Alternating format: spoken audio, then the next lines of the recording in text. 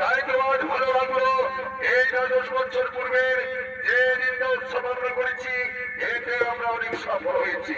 এই যেমন ভাবে এই সফলিত অবস্থায় আমরা যেমন ভাবে ওই নর্তকীদের করেছিলাম পুরস্কৃত, এবারও সেইভাবেই করবো পুরস্কৃত।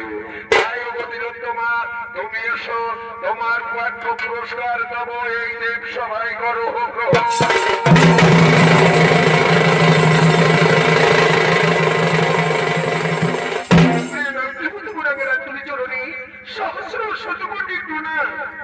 দীর্ঘজীবী হও, দীর্ঘজীবী হও তিলোত্তমা।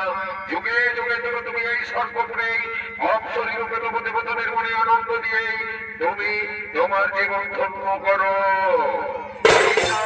তোমার সেই পাত্র পুরস্কার এখন করো গ্রহণ।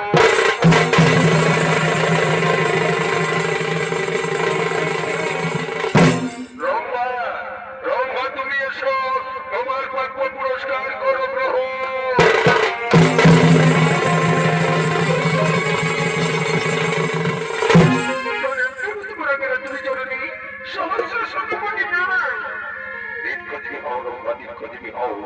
যুগে যুগে তবে তুমি এই সর্বপুরে অপসরীরূপে নৃত্য দেখিয়ে দেবতাদের মনে আনন্দ দাও। এই তোমারে করি আশীর্বাদ। এই নাও তোমার এই আজকের নৃত্যের পুরস্কার, তুমি করো গ্রহণ।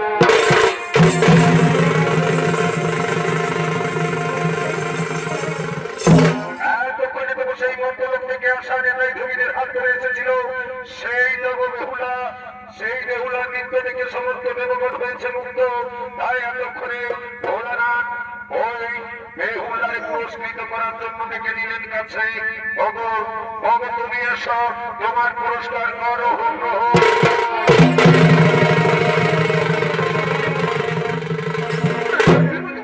তুমি চরণে সহস্র শত কোটি প্রণাম। আমি যে তোমারই কখনো তবু এই দেব সভায় দেখিনি। ওগো তুমি কে বলো, কিবা দেবো নাম, কোথায় দেবো ধাম, কিবা জন্ম তুমি আসিয়াছ বেতায়। আমার নাম হচ্ছে বেহুলা, মর্তলোকে দেবো ধাম। বিয়ের রাতে বাছুরিতে পুরুষোত্তায় সজ্জিত অবস্থায় তব সর্বাঘাতে সামিল হয়েছে তব মরণ। তাই সেই দুঃখ যন্ত্রণা আমি নেতাই জমিনের কাছে প্রকাশ করাই। নেতাই জমিন এই সর্বে আমার করেছে আগমন। তাই তো এই দেবতাদের মন্ত্রই করতেই আমি এই দেবালয়ে করিলাম নৃত্য। বেশ, তুমি ওই মন্ত্রলোক থেকে এসেছো। জম্মুক নগরী তব তোমার ধাম। চাঁদবেনীর পুত্রবধূ লক্ষিন্দর তোমার স্ত্রী, লক্ষিন্দর তোমার স্বামী। তাই তো তুমি মনে রেখো, তাই তো তুমি মনে রেখো গো বেহুলা।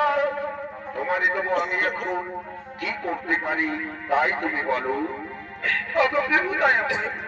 আমার এই সর্বদেব সবার কোন পুরস্কারের নাই তো প্রয়োজন। আমি চাই তবু আপনার কাছে আমার স্বামীর প্রাণ ভিক্ষা।